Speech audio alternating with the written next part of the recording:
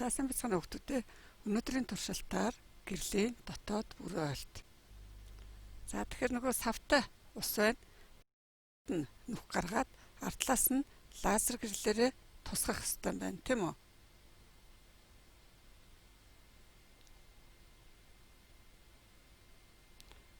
За тэгэхээр багш нь угаалгахаа өрөөнд дотор харанхуйд үзүүлж байгаа шүү.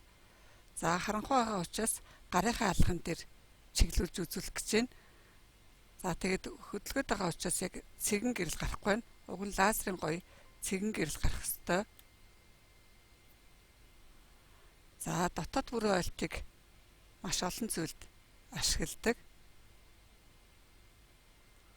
За та хэд маань энэ гарын бас их нарийн хөдөлгөөн хэрэгтэй байдаг. Яг тэр ус гарч ирж байгаа хоолойны артлаас тусгах ёстой байгаа.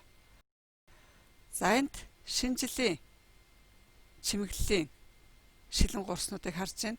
За багш нь энэ ч хоёр янзын гэрлэлээр туршилт хийж үзүүлэх гэж байна.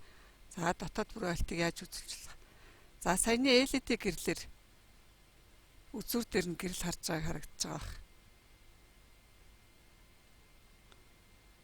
За харин гарч идэн тусахаар